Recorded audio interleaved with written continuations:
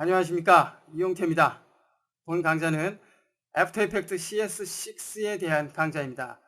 모션 그래픽 전문 툴인 애프터 이펙트가 벌써 CS6까지 진화됐습니다. 애프터 이펙트 CS6는 기존의 5점대 버전보다 눈에 띄게 아주 괄목할 만한 향상을 가져왔는데요. 대표적으로 작업하는 그 과정을 자동으로, 그것도 실시간으로 저장을 해서 한 번 작업을 했던, 즉 렌더링을 거쳤던 그 영역이 그대로 보존되기 때문에 작업 속도를 눈에 띄게 향상시켰습니다. 그리고 별도의 메모리 캐시를 통해서 작업량을 증가시켰고요. 그렇기 때문에 많은 양의 데이터를 불러와서 작업을 해도 부담이 되지 않을 정도의 거의 완벽한 작업 환경을 구축을 했습니다. 그리고 무엇보다도 눈에 띄는 기능이 3D 텍스트를 쉽게 만들어줄 수 있다는 것인데요. 이전 버전에서는 3D 공간에서의 텍스트는 만들어졌지만 실제 두께감이 있는 그러한 텍스트는 만들지 못했습니다. 그렇지만 이번에 출시된 CS6에서는 실제 시네마 4D나 3D 맥스, 마야와 같은 그러한 전문 3D 툴에서 만든 3D 텍스트처럼 실제 두께가 있는 그러한 텍스트를 만들 수 있게 되었습니다.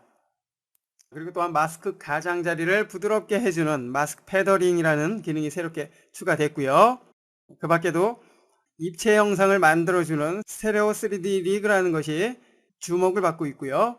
벡터 방식의 일러스트레이터에서 만든 오브젝트를 불러와서 애프터 이펙트의 쉐이프 형태의 이미지로 변환해서 오브젝트의 크기와 테두리, 색깔 등을 자유롭게 변형할 수 있게 되었습니다. 그리고 카메라 기법 중에 패닝을 통해서 촬영된 영상의 왜곡된 모습을 바로잡아주는 롤링 셔터 리페어라는 기능이 새롭게 추가되었습니다. 그리고 기존에는 별도의 툴로 사용할 수 있었던 모카라는 모션 트래킹 전문 툴인 모카를 메뉴를 통해서 사용을 할 수 있게 되었습니다. 그리고 파이널 컷이나 아비드 프로젝트 파일을 자유롭게 불러올 수 있는 임포트 기능이 향상되는 등 기존 버전보다 눈에 띄게 향상된 모습을 볼 수 있는데요. 이번 시간에는 애프터 이펙트 CS6에서 새롭게 제공이 되는 기능 중에서 주요 기능에 대해서 살펴보는 시간을 갖도록 하겠습니다. 먼저 작업한 내용을 자동으로, 그것도 실시간으로 저장을 하는 글로벌 퍼포먼스 캐시에 대해서 알아보도록 하겠습니다.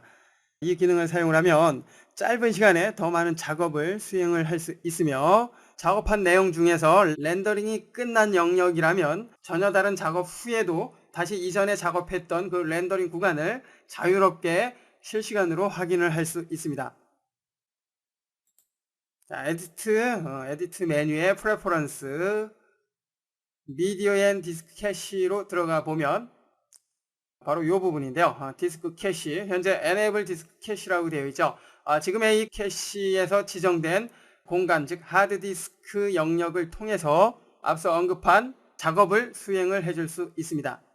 그렇기 때문에 지금의 맥시멈 디스크 캐시 사이즈를 가급적 크게 설정을 해서 작업을 하는 것이 좋겠고요. 그리고 사용되는 디스크 역시 원활한 디스크 캐시를 수행하기 위해서 속도가 빠른 하드디스크, 그리고 공간이 충분히 확보되어 있는 그러한 디스크를 지정을 해서 사용을 하는 것이 좋습니다. 글로벌 퍼포먼스 캐시에 대해서 보다 자세히 살펴보기 위해서 애니메이션 하나 만들어 보죠. 지금 이 무당벌레라는 이미지에 대해서 애니메이션을 만들어 봅니다. 여러분은 본 강좌 참고만 하십시오. 자, 포지션에 스탑워치 켜주고요. 자, 여기부터 이렇게 위로 올라가는 장면을 만들어 보도록 하겠습니다. 자, 시간을 이동을 해주고 한 15초 정도만 해보죠. 자, 위로 올라가는 애니메이션을 하나 만들어 줍니다. 됐죠? 자, 그리고 워크 에리어는 그 지점까지만 해줍니다. 됐나요? 자, 이제 램프 리뷰를 통해서 확인해 봅니다. 자, 그러면 이렇게 위로 올라가는 장면이 연출이 되죠. 자, 스페이스바를 눌러서 정지, 그리고 다시 한번 확인해 봅니다. 다시 한번 눌러서 정지. 자, 확인해 보면 현재 램프 리뷰를 통해서 렌더링 거친 이 부분이 이렇게 초록색으로 영역이 만들어진 것을 알 수가 있는데요. 이 부분이 렌더링이 끝난 영역, 즉 실시간으로 작업한 내용을 확인할 수 있는 영역입니다. 확인을 해보면 이 부분과 그리고 렌더가 거치지 않은 부분에 재생 속도가 다릅니다. 플레이. 여기까지는, 자, 여기는 정상적인 속도고요. 자, 그리고 렌더링이 거치지 않은 부분은 속도가 느리다는 것을 알 수가 있습니다. 자, 이렇듯 작업 후에 실제 속도로 재생을 하기 위해서 렌더라는 과정을 겪게 되는데요. 작업 상황에 따라서 지금의 렌더 속도는 상당한 차이가 있습니다. 뭐 지금은 간단한 작업이기 때문에 뭐 렌더 속도가 이렇게 느리진 않았지만 복잡한 작업일수록 렌더 속도가 느려지는데요. 이렇게 매번 작업한 내용을 렌더링을 거치게 된다면 작업 속도가 상당히 늦어질 것입니다. 자, 뭐 과거에 이전 버전에는 이와 같은 문제를 뭐 해결할 수 있는 그런 방안이 없었죠. 그렇기 때문에 매번 작업할 때마다 렌더링을 거쳐야 했습니다. 그런데 애프터 이펙트 CS6부터는 글로벌 퍼포먼스 캐시라는 것을 도용을 해서 이와 같은 문제를 말끔히 해결을 했는데요. 현재 렌더 해상도는 풀이었죠. 보다 원활한 작업을 위해서 풀이 아니라 해상도를 떨어뜨려서 렌더링 하는 경우가 많습니다. 가령 하프로 해놓고 렌더를 다시 한번 걸어보죠. 스페이스바. 그러면 렌더가 지금 걸리는 상태이고요. 다시 한번 스페이스바를 눌러서 정지를 합니다. 여기서 여기까지만 렌더가 된 상태이고요. 자, 이 상태에서 이제 하프 해상도가 아니라 풀 해상도로 다시 확인을 해보고 싶다면 다시 풀로 이동을 해줘야 되겠죠. 과거의 버전에서는 지금의 작업 해상도를 바꾸는 것만으로도 렌더를 걸었던 이 영역이 사라집니다. 그렇지만 CS6부터는 어떠한 상태에서 렌더를 걸었던 간에 항상 렌더링이 걸렸던 그 영역이 그대로 보존이 된다는 것이죠. 자, 그렇기 때문에 작업 상황에 따라서 달라지는 그 환경을 매번 렌더링을 거치지 않아도 되기 때문에 보다 신속한 작업을 수행할 수가 있는 것이죠. 이것은 비단 해상도에만 국한되는 것이 아니라 모든 작업에서도 공통적으로 사용이 되는데요. 가령 이펙트를 하나 적용을 해보죠. 색상의 변화를 한번 줘봅니다. 컬러 밸런스 HLS 하나 적용을 합니다. 자, 그리고 휴를 통해서 지금의 무당벌레의 색깔을 이렇게 달리해 봅니다. 됐나요? 자, 현재는 풀 상태이고요. 다시 한번 렌더링 걸어봅니다. 스페이스바.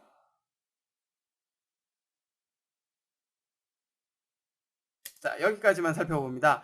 자, 현재 91이라는 수치를 통해서 색깔을 바꿔놨었죠. 이제 색깔이 마음에 안 들어서 다른 색깔로 바꿔 볼까요?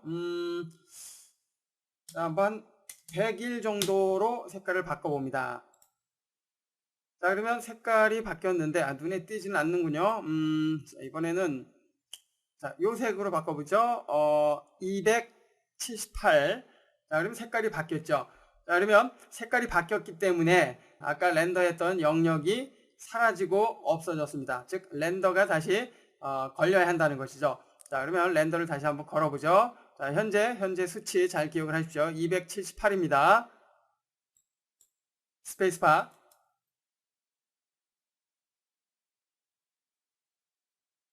정지. 자, 그러면 현재 요 색깔, 즉 278에 해당이 되는 요 색깔에서도 렌더를 걸어 놨습니다. 자, 그런데 요 색깔이 마음에 안 들어서 다시 원래의 색깔로 되돌아가고자 한다면, 즉 아까 90일이었죠. 90일로 설정했을 때의 색깔로 돌아가면 이전 버전에서는 수치가 바뀌었기 때문에 원래 사용이 됐던 수치라도 렌더 영역이 사라집니다. 즉 다시 렌더를 걸어야 했었죠. 자, 그런데 자, 이렇게 이전에 사용했던 색깔로 다시 되돌아오면 어떻습니까? CS6에서는 렌더를 걸었던 똑같은 그 수치로 되돌아갔을 때 그 수치 값을, 즉 렌더 영역을 그대로 보존하고 있기 때문에 또다시 렌더를 해야 하는 그런 불편함을 없애줍니다. 자, 아마도 애프터 이펙트를 사용하셨던 분들 중에서 작업할 때마다 렌더링을 걸어야 하는 그러한 노고에서 벗어나기 때문에 지금의 CS6 아마도 다른 기능보다 만족스러워하지 않을까 생각이 듭니다. 작업한 내용을 그대로 실시간으로 저장을 해서 보다 신속한 작업을 해주는 글로벌 퍼포먼스 캐시에 대해서 살펴봤습니다. 이번에는 애프터 이펙트에서 3D 텍스트를 만들어주는 레이트레이스 3D에 대해서 살펴보도록 하겠습니다. 앞서 글로벌 퍼포먼스 캐시에 대해서 살펴봤지만 아마도 CS6에서 시각적으로 가장 눈에 들어오는 것이 지금 설명하는 기능이 아닐까 생각이 드는데요. 예전 버전에서는 애프터 이펙트에서 3D 텍스트를 만들 때 플러그인을 사용을 하거나 시네마 4D와 같은 전문 3D 툴을 사용을 해서 불러와야만 했습니다. 그렇지만 지금의 애프터 이펙트 CS6부터는 자체 기능을 통해서 입체감이 있는 3D 텍스트를 아주 쉽게 만들어 줄 수가 있습니다. 그렇다면 3D 텍스트를 만들어 줄 수 있는 레이트레이스 3D에 대해서 살펴보도록 하겠습니다. 만들어 주기 위해서 먼저 텍스트를 입력을 합니다.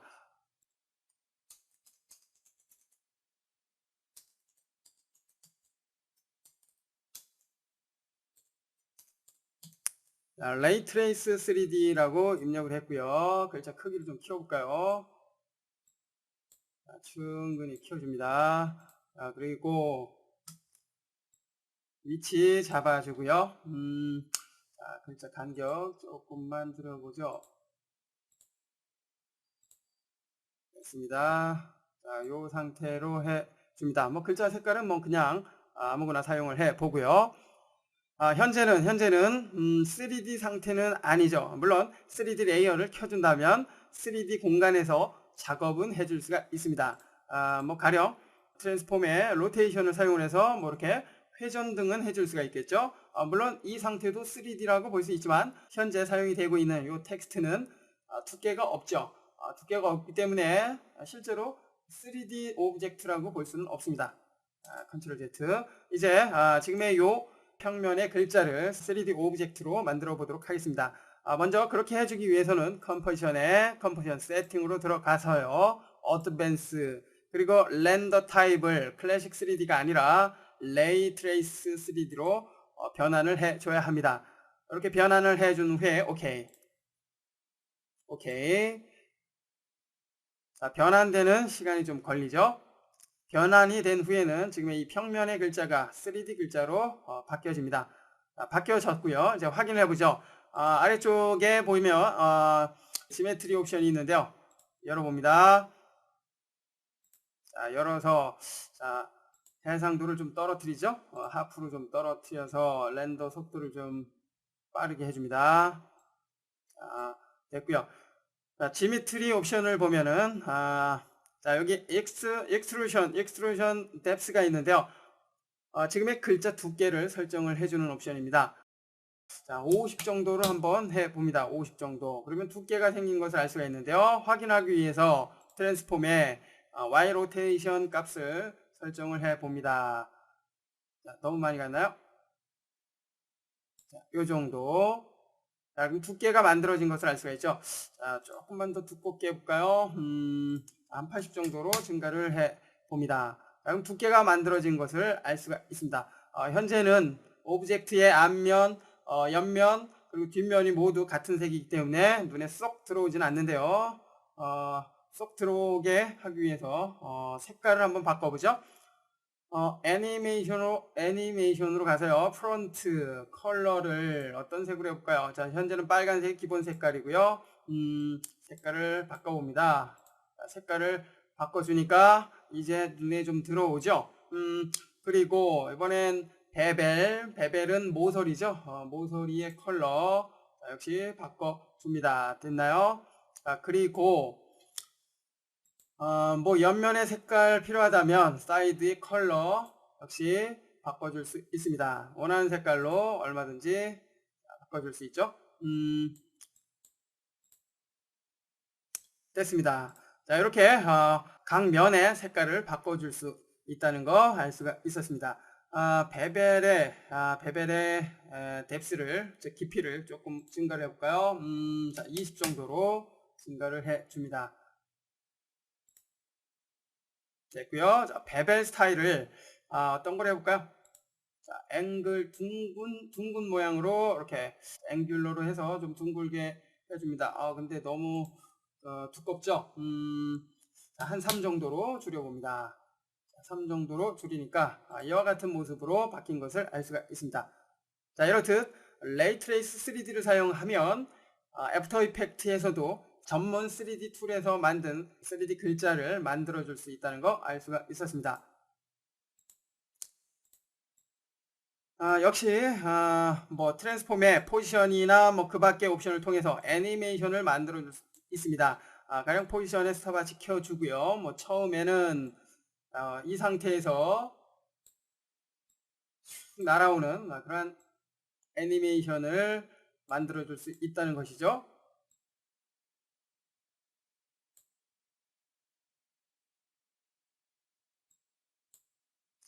아주 눈에 띄는 그런 기능 중에 하나라는 것을 알 수가 있습니다. 지금의 3D 오브젝트는 매터리얼 옵션을 통해서 주변의 오브젝트에 반사되는 리플렉션이나 뭐 그 밖에 빛이 비춰지는 그 밝기 등을 설정해 줄 수 있는 스페큘러 등의 옵션을 통해서 실제 3D 오브젝트의 재질감을 설정을 해 줄 수도 있습니다. 이번에는 입체 영상을 만들어주는 스테레오 3D 리그에 대해서 살펴보도록 하겠습니다. 요 기능은 5.5 버전에서 새롭게 추가된 기능인데요. 5.5 버전에서는 뭐 그다지 주목을 받지 않았기 때문에 지금 CS6에서 다시 한번 설명을 해보도록 하겠습니다. 최근 애니메이션이나 뭐 영화, 실사 영화를 보면 3D 영화, 입체 영상으로 재제작을 하거나 아예 처음부터 입체 영상을 만들어주는 목적으로 작업을 하는 경우가 있는데요. 애프터 이펙트에서는 이와 같은 입체 영상을 아주 쉽게 만들어 줄 수가 있는데요. 물론 과거에는 3D 글래스라는 그 효과를 가지고 만들어 줄 수 있었지만 손이 좀 많이 가기 때문에 좀 복잡했었죠. 그렇지만 지금의 스테레오 3D 리그를 사용을 하면 아주 간편하게 입체 영상을 만들어 줄 수 있습니다. 지금 불러온 애니메이션 소스가 있는데요. 컴포지션 하나 만들어서 적용을 해봅니다. 우측 마우스 버튼 New Composition from Selection. 이 메뉴는 현재 선택된 소스 규격에 맞는 컴포지션을 만들 때 사용됩니다. 아주 편리한 기능이죠. 나름 만들어졌고요. 이와 같은 애니메이션이라는 것을 알 수가 있습니다. 이제 지금은 그냥 일반적인 영상이죠. 지금의 이 일반적인 평면의 영상을 3D 즉 입체 영상으로 만들어 보도록 하겠습니다. 이펙트 메뉴로 가서 퍼스펙티브, 레이어 메뉴로 가서 카메라, 크리에이트 스테레오 3D 리그를 선택을 합니다. 당연히 바꿔줘야 하기 때문에 오케이. 앞선 영상과는 사뭇 다른 모습으로 바뀐 것을 알 수가 있습니다. 적용된 이펙트를 보면 3D 글래스와 스테레오 3D 컨트롤 두 개의 이펙트가 적용이 된 것을 알 수가 있죠. 입체 영상을 만들어주기 위해서 사용되는 이펙트이기 때문에 자동으로 이렇게 만들어집니다. 현재 화면을 보면 이렇게 두 개의 화면이 양쪽으로 분리돼서 나타나는 것을 알 수가 있죠. 3D 영화를 보신 분들은 아마 지금의 이 영상이 어떤 역할을 하는지 아실 텐데요. 적청색 안경을 끼고 지금의 이 화면을 본다면 돌출되는 입체 영상을 느낄 수가 있을 것입니다. 이펙트 컨트롤을 보면 카메라 세퍼레이션을 열어주고요. 스테레오 씬 뎁스를 통해서 지금 두 개의 겹쳐진 화면의 간격을 조절을 해줄 수가 있습니다. 현재 3은 일반적으로 사용이 되는 간격인데요. 이 간격이 넓어질수록 깊이감이 더해집니다. 그렇지만 사람의 눈 간격을 감안한다면 더 이상 벌어지는 것은 큰 의미는 없고요. 일반적으로 사용하는 3 정도의 수치를 사용하는 것이 가장 적당하다고 볼 수 있습니다. 자, 아래쪽으로 이동을 해보면 레프트 라이트 뷰가 있는데요. 왼쪽과 오른쪽에 사용이 되는 영상을 설정을 해줄 수가 있고요. 그리고 아래쪽에 버티컬 얼라인먼트가 있습니다. 요 수치는 좌우의 간격이 아니라 위아래의 간격을 설정을 할 때 사용이 되는 그러한 옵션이죠. 그리고 스왑 레프트 라이트는 좌우의 화면을 서로 반전시킬 때 사용이 되는 그러한 옵션입니다. 그렇듯 스테레오 3D 리그를 사용을 한다면 일반 영상도 입체 영상으로 만들어 줄 수 있다는 거 알 수가 있습니다.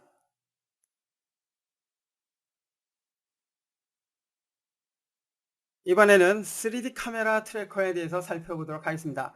3D 카메라 트래커는 촬영된 영상 소스 중에서 움직임이 있는 그 비디오 배경의 움직임을 추적을 해서, 즉 트래킹해서 그 위에 3D 오브젝트와 합성을 하기 위해서 사용이 되는데요. 물론 3D 오브젝트가 아니라도 상관이 없지만 영상 자체가 움직임이 있는 영상이라면 그 영상과 어울리는 장면이 3D라면 보다 효과적이기 때문에 일반적으로 3D 오브젝트와 합성을 하게 됩니다. 과거의 모션 트래커와는 기술적으로 상당히 발전된 그런 기능이죠. 그렇다면 3D 카메라 트래커에 대해서 살펴보기 위해서 비디오 폴더에 3D 카메라 트래커 소스를 불러옵니다. 타임라인에 적용을 해 주는데요. 자, 지금 불러온 요 소스의 규격과 똑같이 컴포지션을 만들어 보죠. New Composition from Selection 적용이 됐고요. 확인을 해 보면 이와 같은 장면인 것을 알 수가 있습니다. 자, 키보드를 촬영을 했는데 키보드에 움직임이 있죠. 자, 키보드가 뭐 움직이는 것은 아니고요. 카메라가 움직이면서 촬영이 된 그런 소스라는 것을 알 수가 있습니다. 이제 지금의 요 키보드 위에 3D 오브젝트를 하나 만들어 보도록 하겠습니다. 자, 앞서 텍스트를 통해서 3D 오브젝트 만든 거 기억나시죠? 이번에는 그 방법이 아니라 다른 방법을 통해서 만들어 보도록 하겠습니다. 자, 먼저 비디오 클립을 선택을 한 후에 이펙트 그리고 퍼스펙티브로 이동을 해 봅니다. 그러면 새롭게 추가된 3D 카메라 트래커라는 이펙트가 보이죠? 선택을 합니다. 자, 그럼 적용이 됐고요. Analyzing in Background를 통해서 지금의 움직임을 시뮬레이션 하는데요. 시뮬레이션이 끝난 다음에 사용을 할 수가 있죠. 시뮬레이션이 모두 끝났습니다. 끝난 후에 보니까 수많은 점들이 있는 것을 알 수가 있습니다. 자, 그리고 마우스 커서를 화면 위에 갖다 놓으니까 둥근 원반이 움직이는 것을 알 수가 있죠. 지금의 이 원반은 트래킹이 끝난 후에 화면의 각도를 설정을 해줄 수 있는 그러한 역할을 하고요. 자, 이제 키보드 위에 3D 텍스트를 하나 만들어서 움직임에 맞춰서 똑같이 움직이도록 하겠습니다. 그렇게 하기 위해서 먼저 영역을 하나 만들어 보죠. 자, 여기부터 시작할 거니까 이렇게 주고 그 다음에 영역을 이렇게 드로잉해서 만들어 줍니다. 됐나요? 자, 그러면 이 영역에 이제 3D 오브젝트가 적용이 될 것입니다. 물론 3D 오브젝트가 아니라도 특정 오브젝트를 여기에 적용을 한다면 적용된 오브젝트가 키보드가 움직이는 것처럼 똑같이 움직이겠죠. 자, 이 상태에서 우측 마우스 버튼 그러면 팝업 메뉴가 나타나는데요. 자, 먼저 3D 오브젝트가 적용이 되면 당연히 입체적이기 때문에 그림자가 비춰지도록 하기 위해서 사용이 되는 레이어를 하나 만들어 줘야 되는데요. 그게 바로 Create Shadow Character Camera and Light입니다. 선택을 합니다. 자, 그러면 자동으로 라이트와 카메라가 생겨났고요. 그리고 그림자가 나타날 레이어도 하나 만들어졌습니다. 그죠? 라이트를 선택을 해서 뭐 라이트의 위치나 밝기 등을 설정을 해줄 수가 있겠죠. 더블 클릭. 그러면 뭐 라이트의 이름, 색깔, 인텐시티, 라이트 타입 등을 설정을 해줄 수가 있습니다. 자, 그리고 요거는 그냥 일반적으로 그림자를 위해서 사용이 되는 레이어라고 생각하면 되겠고요. 그리고 카메라를 열어보면 어떻습니까? 자, 키프레임이 만들어진 것을 알 수가 있죠. 키프레임이 만들어졌다는 것은 지금 키보드의 움직임에 맞춰서 트래킹이 됐기 때문에 그 트래킹된 키가 카메라에 적용이 된 것입니다.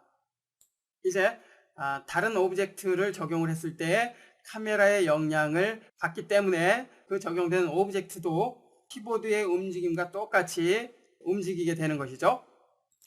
자, 이제 다시 한번 선택을 해 주고요.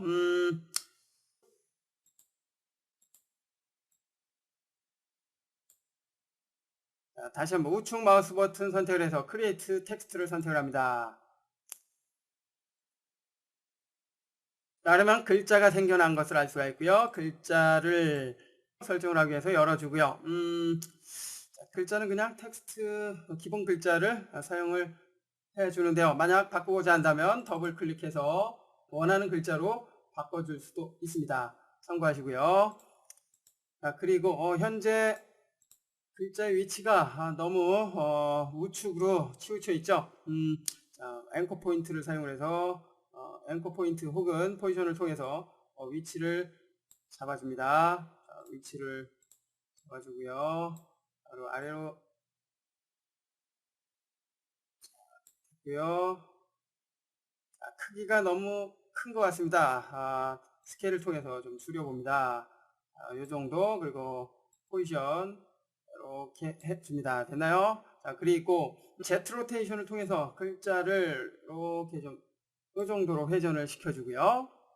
현재는 3D 글자라고 볼 수가 없죠. 그렇기 때문에 3D의 느낌을 주기 위해서 지메트리 옵션을 열어주고요. 익스트루션 뎁스 값을 증가합니다. 20 정도로 증가를 해볼까요? 그러면 두께가 만들어진 것을 알 수가 있고요. 조금만 더 두께 해보죠. 조금만 더 두껍게 해봅니다. 자, 40. 됐고요. 자, 이제 다시 한번 트랜스폼을 열어서 글자의 위치를 조절을 해볼까요? 뎁스 값을 설정을 해서 조금 위로 올려주고요. 그리고 Y축을 사용을 해서 글자의 위치 다시 한번 잡아봅니다. 여기까지만 해봅니다. 자, 확인해보면 어떻습니까? 키보드의 움직임에 맞춰서 만들어 놓은 글자도 역시 똑같이 움직이는 것을 알 수가 있습니다. 자, 이렇게 3D 카메라 트래커를 사용을 한다면 입체적으로 움직이는 비디오 클립에 움직이는 오브젝트를 트래킹해서 트래킹된 경로를 다른 오브젝트와 합성을 해서 영상과 똑같이 움직이는 작업을 해 보았습니다. 이번에는 마스크 패더에 대해서 살펴보도록 하겠습니다. 마스크 패더는 마스크가 적용된 경계를 보다 부드럽게 해주는 그러한 기능인데요. 물론 마스크 패더라는 별도의 옵션이 있긴 하지만 이 옵션은 단순히 수치를 통해서 설정을 하기 때문에 그 디테일 면에서는 새로 추가된 마스크 패더와는 차이가 납니다. 그렇다면 이제 마스크 패더를 살펴보기 위해서 먼저 마스크 패더를 펜 툴을 통해서 마스크를 하나 만들어 보죠. 나뭇잎에 좀 확대해 볼까요? 이 부분을 마스크를 처리를 해 봅니다.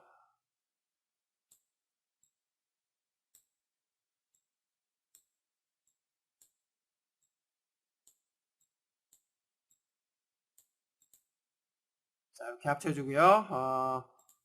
마스크 제목을 수정을 해볼까요? 여기도 수정을 해서 나뭇잎만 표현을 해 봅니다. 됐죠? 그 다음에 자, 여기 지금 마스크가 처리된 나머지 부분은 투명하기 때문에 마스크가 없는 원본 이미지를 아래쪽에다가 이렇게 적용을 해줍니다. 그럼 정상적인 모습이 나타나고요. 위쪽 레이어 부분은 마스크가 처리된 이 부분만 표현이 됩니다. 자, 이제 마스크를 사용하기 위해서 마스크를 열어보면 현재 마스크 1번이 적용이 됐고요. 마스크 패서를 통해서 경계를 부드럽게 처리를 해줄 수 있습니다. 자, 여기 아래쪽 레이어를 이렇게 숨겨보면 마스크 경계 부분이 이렇게 부드러워지는 것을 알 수가 있죠. 자, 그런데 왠지 경계 부분이 마음에 들지 않죠. 0으로 다시 되도록 하고요. 자, 이제 지금 만들어진 요 마스크에 마스크 패더 툴을 사용을 해서 보다 자연스러운 패더링을 만들어 보도록 하겠습니다. 마스크 툴 중에 맨 아래에 있는 마스크 패더 툴을 선택을 합니다. 선택이 됐고요. 커서 모양이 깃털 모양이죠. 깃털 모양이 상징하는 부드러움, 현재 툴 이름과 어울리는군요. 이제 부드럽게 해줄 마스크 경로 위에서 클릭합니다. 자, 클릭, 그죠? 자, 클릭하면 이렇게 포인트가 생겨나는데요. 이동을 해보면 전체 영역이 이렇게 확산되는 것을 알 수가 있죠. 안쪽으로 이동하면 영역이 축소되는 것을 알 수가 있고요. 조정되는 경계를 보면 부드럽게 처리되는 것을 알 수가 있습니다. 이처럼 마스크 패더 툴을 사용하면 적용된 마스크의 경계를 부드럽게 처리할 수 있다는 걸 알 수가 있고요. 경계의 너비도 자연스럽게 조절을 해줄 수 있다는 거 알 수가 있습니다. 여기까지는 종전의 마스크 패더와 별 차이가 없다고 느끼시는 분도 계실 텐데요. 여기서 지금의 마스크 패더 툴의 또 다른 능력을 살펴보기 위해서 다른 곳에 포인트를 하나 추가합니다. 그러면 어떻습니까? 포인트가 추가가 됐고요. 지금 추가된 포인트는 마스크와 똑같은 위치에 있기 때문에 마스크 패더가 적용이 되지 않은 상태입니다. 여기다 하나 추가를 해볼까요? 클릭. 역시 마스크와 똑같은 위치에 있기 때문에 여기서부터 여기까지는 마스크 패더가 적용이 되지 않은 상태이죠. 즉 지금의 마스크 패더 툴을 사용하면 마스크 경계를 부드럽게 해주는 그 위치를 자유롭게 선택을 해줄 수 있기 때문에, 그리고 원하는 지점만 패더링 효과를 만들어 줄 수가 있습니다. 이것이 바로 종전의 마스크 패더와 다른 점이죠. 원하는 부분만 설정을 해줄 수 있다는 거, 이것이 가장 큰 장점이죠. 여기는 많이 해줄 수도 있고요. 아래쪽에 나뭇잎 레이어를 켜줍니다. 그리고 다시 한번 확인해 보면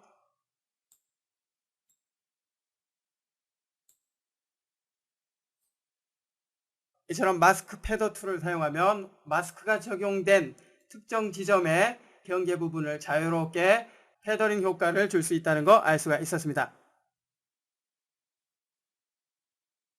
이번에는 벡터 방식의 일러스트레이터에서 만들어진 오브젝트를 불러와서 쉐이프 오브젝트로 만들어주는 방법 살펴보도록 하겠습니다. 현재 R이라는 일러스트레이터 파일을 불러온 상태인데요. 컴포지션 하나 만들어 보죠. Create New Composition 열어주고요. 12806, 720 요거로 그냥 해봅니다. 오케이. 적용이 됐고요. R 일러스트레이터 파일을 타임라인에 적용을 합니다. 핏으로 해주고요.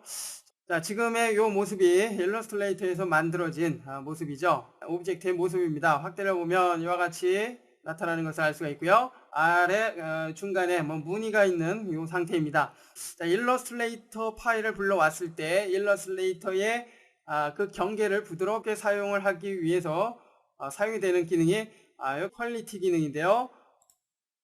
껐을 때는 이렇게 경계가 투박하고 켰을 때는 보다 부드러운 것을 알 수가 있습니다. 물론 지금은 확대가 됐기 때문에 더욱 투박하게 나타나고요. 지금처럼 일러스트레이터에서 만든 벡터 방식의 이미지 파일을 불러왔을 때는 이미지 자체를 키웠을 때 깨지지가 않습니다. 즉 벡터 속성을 그대로 보존을 하기 때문이죠. 자, 더 키워보면 이와 같이 특별히 깨지지 않는다는 것을 알 수가 있는데요. 자, 풀로 해보죠. 됐습니다. 자, 그러면 이미지를 키웠는데도 불구하고 경계 부분은 아주 깔끔하게 처리되는 것을 알 수가 있죠. 물론 이처럼 그냥 일러스트레이터에서 만든 벡터 이미지를 사용을 해도 되겠지만 지금 같은 이미지는 단순한 작업밖에 할 수 없습니다. 그냥 크기를 조절하거나 아니면 색깔을 이펙트의 컬러 커렉션의 효과를 사용을 해서 색깔을 바꿔주는 등과 같은 이러한 단순한 작업밖에 할 수 없죠. 그렇지만 지금의 이 일러스트레이터의 파일을 Shape from Vector Layer로 변경을 해주면 애프터 이펙트의 쉐이프 툴을 사용을 해서 만든 오브젝트처럼 자유롭게 사용할 수 있습니다. 그러면 해보죠. 선택을 해주고요. 레이어에 Create Shape from Vector Layer를 선택을 합니다. 그러면 변환이 됐고요. 변환이 됐기 때문에 이제 아래쪽에 있는 일러스트레이터 파일은 필요가 없습니다. 삭제를 하거나 물론 지금 자동으로 전환이 되면 해당 레이어의 모습은 보이지가 않고요. 자, 위쪽에 새로 만들어진 쉐이프 레이어를 열어보면 자, 그룹 1, 2, 3번이 만들어진 것을 알 수가 있죠. 그룹 1은 요 문이 아래쪽 문이고요. 2번은 위쪽 문이네요. 그리고 3번은 아래 모습이 있는 그룹이라는 것을 알 수가 있습니다. 자, 여기서 자, 뭐 하나 해보죠. 자, 그룹 1번을 선택을 해서 아래쪽 문입니다. 자, P를 열어볼까요? 자, P를 열어서 확인을 해봅니다. 현재 보면 자, 컬러 오페시티 뭐 이런 것들이 있습니다. 투명도를 조절을 해주는 그런 옵션이죠. 투명도가 현재 조절이 되는 것을 알 수가 있고요. 자, 불투명도가 조절이 되는 옵션이죠. 불투명도가 조절이 되고 있는 것을 알 수가 있고요. 컬러 또한 원하는 색깔로 얼마든지 바꿔줄 수가 있습니다. 그리고 패스에 자, add 스트로크를 사용하면 이렇게 테두리도 만들어서 사용을 할 수가 있습니다. 뭐 테두리의 색깔, 그리고 불투명도 역시 조절을 할 수 있고요. 스트로크를 통해서 두께 또한 조절을 해줄 수가 있습니다. 자, 이렇듯 일러스트레이터에서 만든 오브젝트를 Create Shape from Vector Layer로 전환을 하면 애프터 이펙트의 쉐이프 툴을 사용을 해서 만들어진 오브젝트처럼 자유롭게 사용을 할 수 있다는 거 알 수가 있었고요. 아주 편리한 기능이죠. 자, 이번에는 요거 한번 해볼까요? 자, 선택을 하고 Add Wiggle Pass를 선택을 합니다. Wiggle Pass를 사용을 하면 이렇게 막 이렇게 찌그러진 그 모습으로 표현을 해줄 수가 있는데요. 자, 여기에 적용이 됐죠. 자, 사이즈 가령 막 이렇게 깨졌다가 원래 모습으로 되돌아오는 그런 애니메이션 만들어 줄 수 있겠죠. 자, 이 상태에서 키 잡아주고요. 그 다음에 시간 이동하고 0으로 설정을 해줍니다. 0으로 설정하면 원래 모습대로 되돌아오죠. 확인해 보면 이와 같이 재미난 장면을 연출을 해줄 수도 있습니다. 물론 색깔에 대해서도 애니메이션을 만들어 줄 수 있죠. 뭐 여기부터 자, 처음에는 빨간색, 그리고 시간이 흘러서 뭐 색깔이 뭐 파란색, 자, 이렇게 해주면 자, 여기부터 여기까지 색깔이 이렇게 바뀌는 애니메이션을 만들어 줄 수 있습니다. 그리고 또한 쉐이프 레이어로 전환이 됐기 때문에 펜 툴을 사용을 해서 모양을 원하는 모양으로 만들어 줄 수도 있습니다.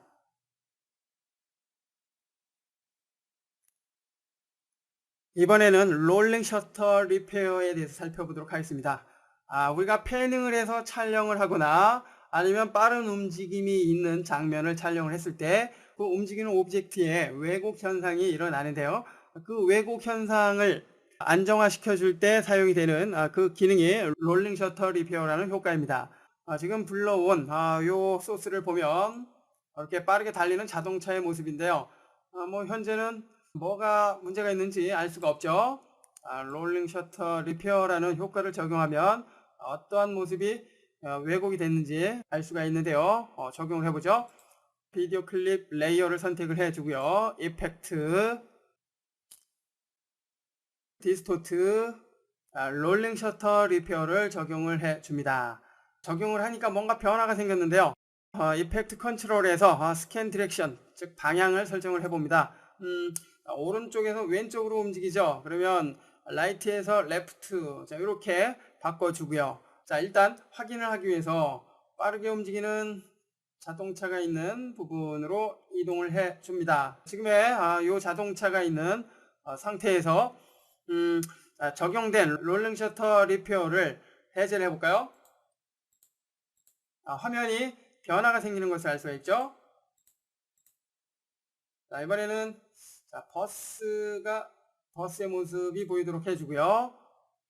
껐다 켜봅니다. 자, 더 많이 변화가 생긴 것을 알 수가 있습니다. 자, 껐을 때는 실제 원본의 모습인데요. 빠른 속도로 움직이는 그 물체를 촬영했기 때문에 카메라의 속도가 따라가지 못해서 나타나는 왜곡 현상인데요. 이펙트가 적용된 상태를 보면 이렇게 약간 이렇게 안쪽으로 축소되는 것을 알 수가 있죠. 자, 그만큼의 왜곡 현상이 이루어졌다는 것입니다.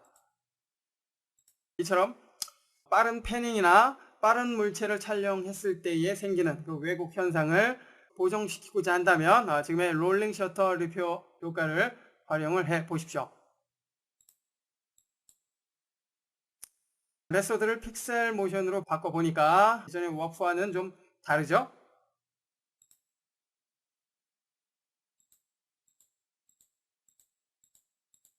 이펙트를 켰을 때와 껐을 때의 차이가 확연히 나타나는 것을 알 수가 있고요. 움직임이 없는 저 뒤쪽에 이 건물 간판을 보면 고정되어 있는 것에 대해서는 변화가 생기지 않는다는 것을 알 수가 있습니다. 애프터 이펙트 CS6에 새롭게 제공이 되는 주요 기능에 대해서 살펴보고 있는데요. 이번에는 트래킹 전문 툴인 모카에 대해서 살펴보도록 하겠습니다. 이전 버전에서는 모카를 사용하기 위해서 별도로 실행을 해서 작업을 했어야 했는데요. 이번 버전부터는 메뉴를 통해서 직접 사용을 해줄 수가 있습니다. 자동차를 하나 타임라인에 적용을 해주고요. 자, 애니메이션 트랙인 모카 AE를 선택을 해보면 자동으로 모카가 실행이 됩니다. 지금 이 모카는 전문적인 트래킹 작업을 위해서 사용이 되는데요. 자, 일단 등록은 나중에 해봅니다.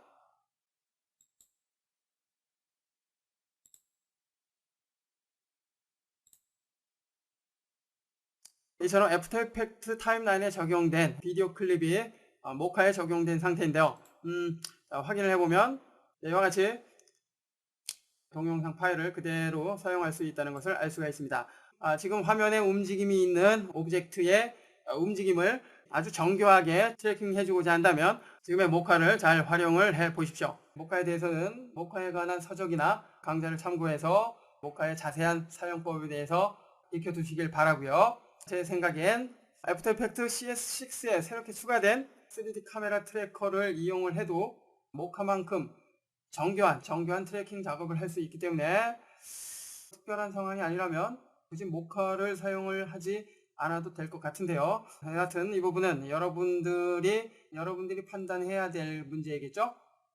여하튼 정교한 트래킹 작업이 필요하다면 지금의 모카 익혀두는 것이 좋겠죠.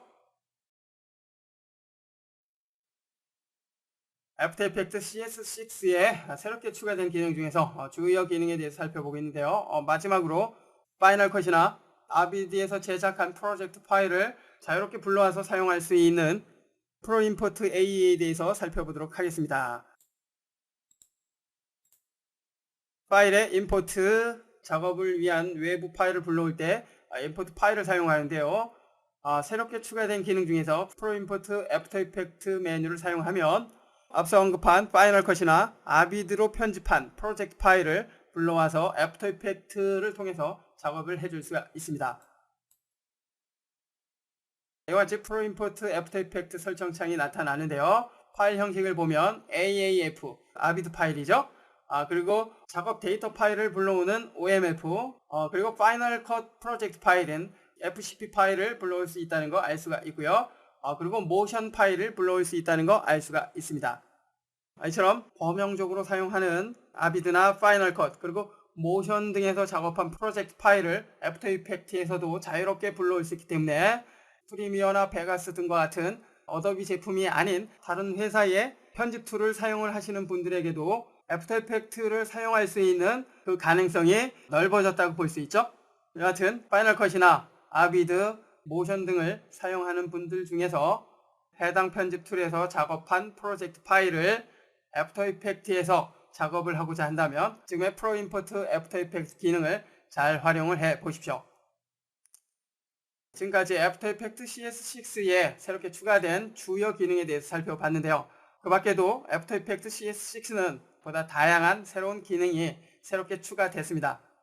시간상 주요 기능에 대해서만 살펴봤고요.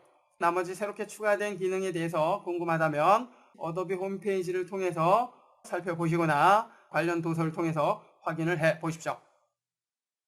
다음 시간부터는 애프터 이펙트를 통해서 실제 작업하는 과정을 하나하나 살펴보도록 하겠습니다.